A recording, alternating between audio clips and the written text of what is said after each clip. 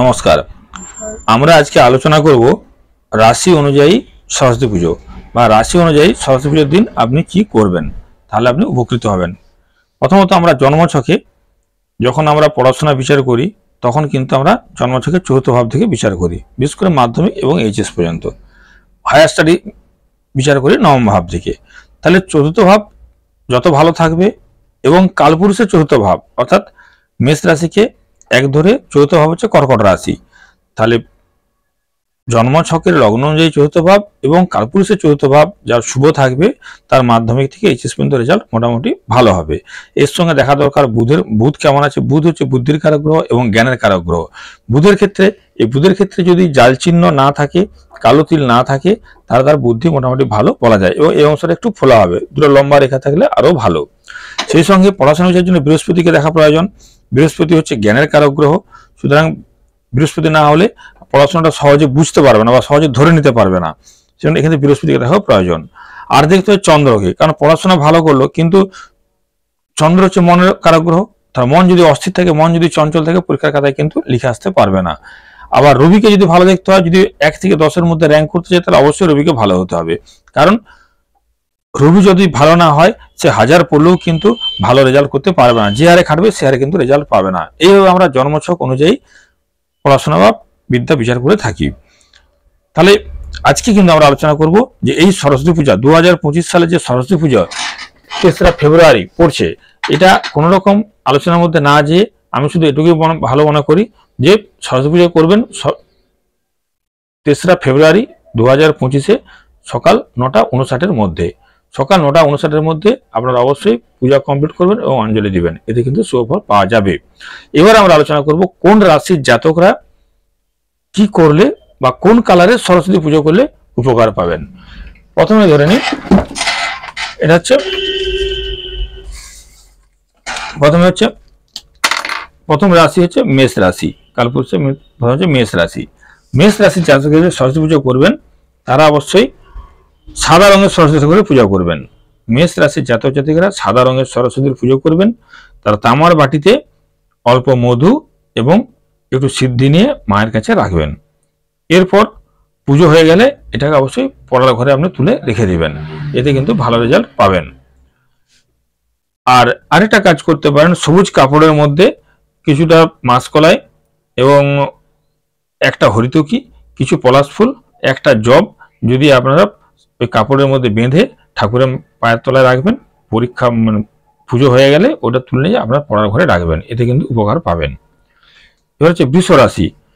বৃষ রাশির জাতক জাতিকেরা অবশ্যই গোলাপি রঙের সরস্বতী ঠাকুরের নেবেন। তাহলে গোলাপি রঙের সরস্বতী ঠাকুরের পূজা করবেন বৃষ রাশির জাতক জাতিকেরা। রাশিচক্রের দ্বিতীয় রাশি হচ্ছে বৃষ রাশি।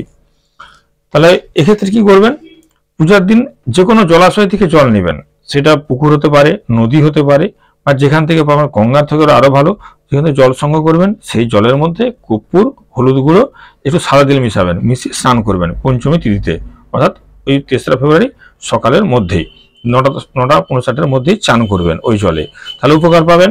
আর আপনারা সাদা মেটালের সরস্বতী কিন্তু নিতে পারেন, সরস্বতী যন্ত্র নির্মাণ করতে পারেন। সাদা মেটালের সরস্বতী যন্ত্র যে বাজারে পাওয়া যায় সেটা নিয়ে এসে ঠাকুরের কাছে রেখে পুজো করতে পারেন এবং সেটা পুজোর পর আপনার পড়ার টেবিলে রাখতে পারেন, তাহলে কিন্তু উপকার পাবেন। মিথুন রাশি। কালপুরুষের তৃতীয় রাশি হচ্ছে মিথুন রাশি। মিথুন রাশির জাতক জাতিকারা চেষ্টা করবেন সবুজ রঙের সরস্বতী ঠাকুর নিতে। যেই সরস্বতী ঠাকুরের মধ্যে হালকা সবুজ কালার থাকবে সেই কালারের সরস্বতী নিয়ে পুজো করলে উপকার পাবেন। তা আপনারা একটা কাজ করতে পারেন, যে কোনো সবুজ পাতা বা কচু পাতা যেটা হয়, ওই কচু পাতার মধ্যে কিছু জব নেবেন, 5টা হরিতকি নেবেন, 21টা দুর্বা নেবেন, নিয়ে সরস্বতী মায়ের কাছে কচু পাতার মধ্যে রেখে দিবেন। এরপর একটা অঙ্কন করতে পারেন, একটা ভূজ্যপত্র নেবেন, তাতে হলুদ রং দিয়ে বা কেশর মিশ্রিত গঙ্গা জল দিয়ে নমঃ সরস্বতী নমঃ এটা লিখবেন। তাহলে ভূজ্যপত্র নেবেন, ভূজ্যপত্রের মধ্যে হলুদ কালি দিয়ে লিখতে পারেন অথবা কেশরের সঙ্গে জল মিশালে তাতেও কিন্তু হলদে রং হবে, সেই রং দিয়ে লিখবেন নমঃ সরস্বতী নমঃ। এটা লিখে আপনি হলুদ কাপড়ে মুড়ে ঠাকুরের কাছে রাখবেন। পুজো হয়ে গেলে ওটা তুলে নেবেন। আর একটা কাজ করতে পারেন, এইরকম একটা বক্স তৈরি করবেন ভূজ্যপত্রে, এটাও করতে পারেন। ভূজ্যপত্রে একটা বক্স তৈরি করে এইভাবে লিখবেন 110 3 আবার 905486 সরস্বতী যন্ত্রম। এটাকে ভূজ্যপত্র আপনি হলুদ কালি দিয়ে আঁকতে পারেন, করে হলুদ কাপড়ে বেঁধে ঠাকুরের কাছে রাখতে পারেন। পুজো হয়ে গেলে আপনি আপনার পড়ার টেবিলে রাখবেন, তাহলে অবশ্যই, এবং যতক্ষণ না পরীক্ষা শেষ হচ্ছে ততক্ষণ পর্যন্ত এটা পড়ার টেবিলে থাকবে, এবং পরীক্ষা দিতে যাওয়ার আগে এটা অবশ্যই মাথায় ঠেকিয়ে যাবেন, তাহলে উপকার পাবেন। এরপর হচ্ছে চতুর্থ রাশি কালপুরুষের কর্কট রাশি। এই কর্কট রাশির জাতক জাতিরা কি করবেন? সাদা রঙের সরস্বতীর পুজো করবেন। কর্কট রাশির জাতক জাতিরা সাদা রঙের সরস্বতী ঠাকুরের পুজো করবেন। পুজোর দিনে আপনারা একটা বাটি নেবেন, বাটির মধ্যে তামার বাটি নেবেন, তাতে গঙ্গা জল নেবেন, দিতে 5টা শঙ্খ নেবেন, নিয়ে ঠাকুরের কাছে রাখবেন। পড়ার পর পুজো হয়ে গেলে ওই শঙ্খ নাভি সহ বাটিটা আপনি পড়ার ঘরের ঈশান কোণে রাখবেন, তাহলে কিন্তু পড়ায় মন বসবে এবং সাথে পড়াশোনার ক্ষেত্রে ভালো রেজাল্ট আসবে। এবং পড়তে বসার আগে কর্কট রাশি জাতক জাতিকারা যেন সাদা চন্দন কপালে অবশ্যই লাগিয়ে পড়তে বসেন, তাহলে আরো ভালো রেজাল্ট পাবেন। পঞ্চম রাশি হচ্ছে সিংহ রাশি। সিংহ রাশির ক্ষেত্রে সিংহ রাশির অবশ্যই গোলাপি রঙের সরস্বতী করে পূজা করবেন। সিংহ রাশির জাতক জাতিকারা গোলাপি রঙের সরস্বতীর পুজো করবেন। আচ্ছা, এখানে কি করবেন?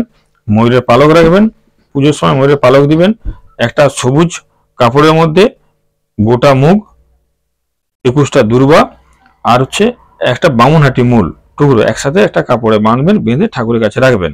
তাহলে একটা সবুজ কাপড় নেবেন, কাপড়ের মধ্যে 21টা দুর্বা, গোটা মুগ আর বামুনহাটি একটা মূল একসঙ্গে বেঁধে ঠাকুরের কাছে রাখবেন, সঙ্গে একটা ময়ূরের পালক দিবেন, দিয়ে এগুলো পুজোর পরে আপনি পড়ার টেবিলে যেয়ে রাখবেন, তাতে কিন্তু উপকার পাবেন। এবং গোলাপি রঙের সরস্বতী ঠাকুরের পূজা করবেন সিংহ রাশির জাতক জাতিকারা। ষষ্ঠ রাশি হচ্ছে কন্যা রাশি। কন্যা রাশির জাতক জাতিকারা ওই সরস্বতী পুজোর দিন পঞ্চমী তিথির পড়ার মধ্যে বা 9:59 মধ্যে, 3রা ফেব্রুয়ারি 9:59 মধ্যে কি করবেন? বাড়ির উত্তর পূর্ব কোণে মাটিতে একটু মুগ কলাই, হলুদ আর সাদা সরষা পুঁতে দিবেন কন্যা রাশির জাতক জাতিকারা। আর কি করবেন? একটা মাটির থালা নেবেন, মাটির থালার মধ্যে সরষে তেল ঢালবেন, দিয়ে ওই দিন আপনার মুখটা আপনি নিজেই দর্শন করবেন, এতে কিন্তু উপকার পাবেন। আর সরস্বতী মন্ত্র বা যে কোনো জপ আপনি 108 বার করবেন, আর হলুদ রঙের সরস্বতী দিয়ে অবশ্যই পুজো করবেন। তুলা রাশি হচ্ছে সপ্তম রাশি। তুলা রাশির জাতক জাতিকারা হচ্ছে একটা গঙ্গা জল নেবেন, একটা শিশির মধ্যে গঙ্গা জল আর গোলাপ জলে মিশাবেন, তার মধ্যে কর্পূর দিবেন, একটু সিদ্ধি দিবেন, দিয়ে ঠাকুরের কাছে রেখে দিবেন।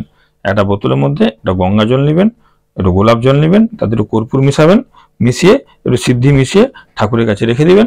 দিয়ে এরপর যখন আপনি পরীক্ষায় পুজো হয়ে গেলে ওটা আপনি পড়ার ঘরে রেখে দিবেন। যখন আপনি পরীক্ষা দিতে যাবেন তখন ওই জলটা গায়ে একটু বা মাথায় একটু লাগিয়ে নিয়ে অবশ্যই যাবেন। আর প্রতিদিন সরস্বতী মন্ত্র পাঠ করবেন। আর আপনারা অবশ্যই সাদা, তুলা রাশি জাতক জাতিকারা অবশ্যই সাদা রঙের সরস্বতী ঠাকুরের পূজা করবেন। এরপর আসছে বৃশ্চিক রাশি, অষ্টম রাশি রাশিচক্রের। বৃশ্চিক রাশির কি করবেন? হালকা নীল বা ব্রোঞ্জের কোনো সরস্বতী ঠাকুরের পুজো করতে পারেন। হালকা নীল বা ব্রোঞ্জের সরস্বতী ঠাকুরের পুজো করতে পারেন। এই সরস্বতী পূজার দিনে আপনারা কি করবেন? 5টা হলুদ সুতা নেবেন, দিয়ে মা সরস্বতীর কাছে পূজায় দিয়ে দিবেন। পুজো শেষ হলে মেয়েরা বাম হাতে, ছেলেরা ডান হাতে এই সুতোটা বেঁধে রাখবেন, এতে কিন্তু অনেক উপকার পাবেন। আর ওই দিন আপনার সরস্বতী মন্ত্র 108 বার কিন্তু জপ করবেন।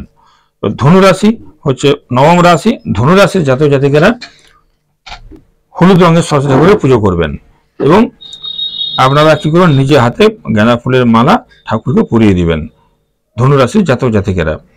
আর সরস্বতী পুজোর যে হোম হয়, যজ্ঞ হয়, ওখানে আপনারা 5টা যে কোনো ফল এতে হোমের মধ্যে দিবেন।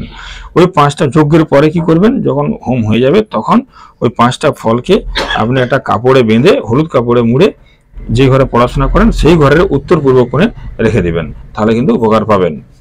এরপর হচ্ছে মকর রাশির জাতক জাতিকারা। মকর রাশির জাতক জাতিকারা গোলাপি রঙের সরস্বতী ঠাকুরের পূজা করবেন। দশম রাশি, তাহলে গোলাপি রঙের সরস্বতীর পুজো করবেন। আর 21টা পান পাতা দিয়ে একটা মালা বানাবেন, অথবা 108টা পান পাতা দিয়ে একটা মালা বানাবেন। এই পান পাতাগুলোর উপরে নমঃ সরস্বতী নমঃ এই মন্ত্র আপনি একবার করে লিখে রাখবেন, লিখবেন প্রতিটা পান পাতায়। হয় 21টাই করবেন, নতুবা 108টাই করবেন মালাটা, দিয়ে ঠাকুরের কাছে পড়াবেন। পুজো টুজো হওয়ার পরে ওই পানের মালাটা বাড়িতে রেখে দিবেন, দিয়ে ওটা পরীক্ষার সময় একটা পান পাতা পরীক্ষার হলে নিয়ে যেতে পারেন, বা মাথাটা পানের পাতাটা প্রণাম করেও আপনি পুজো পরীক্ষার সময় যেতে পারেন, তাহলে কিন্তু শুভফল লাভ করা যাবে। 11তম রাশি হলো কুম্ভ রাশি। কুম্ভ রাশি জাতকেরা সাদা সরস্বতী ঠাকুরের পুজো করবেন এবং এর সময় চেষ্টা করবেন 5টা গোটা সুপারি, কর্পূর, 5টা সাদা শঙ্খনাবি এটা সবুজ কাপড়ে বেঁধে ঠাকুরের কাছে রাখবেন। তাহলে সবুজ কাপড়ের মধ্যে কি করবেন, 5টা গোটা সুপারি, কর্পূর, 5টা সাদা শঙ্খনাবি বেঁধে সরস্বতী ঠাকুরের পায়ের কাছে রেখে দেবেন। আর ওই দিনে পারলে এবং পুজো টুজোর পরে ওটা আপনি আপনার পড়ার রুমে রেখে দিবেন। আর ওই দিন আপনি যেটা করতে পারেন, 500 গ্রাম মুগ ডাল আপনি জলাশয়ে যে কোনো মাছকে খাওয়াতে পারেন কুম্ভ রাশির জাতজাতিকেরা। 12শ রাশি হচ্ছে মীন রাশি। মীন রাশির ক্ষেত্রে অবশ্যই আপনারা সবুজ সরস্বতী ঠাকুরের পুজো করতে পারেন অথবা অষ্টধাতু সরস্বতী ঠাকুরের পুজো করতে পারেন। এই দিন অবশ্যই কাঁচা হলুদ মেখে স্নান করবেন আর 5 জন ব্যক্তিকে অবশ্যই হলুদ মিষ্টি খাওয়ার চেষ্টা করবেন, 5 জন ব্যক্তিকে। আর একটা সাদা কাপড়ের মধ্যে পঞ্চমুড়ি দিয়ে কোনো সরস্বতী যন্ত্র অঙ্কন করবেন, তার উপরে একটা নারকেল, অল্প হলুদ মিশ্রিত আতপ চাল, 5টা হরিতৃকে বেঁধে যে ঘরে পড়তে বসেন সেখানে অবশ্যই টাঙিয়ে রাখবেন।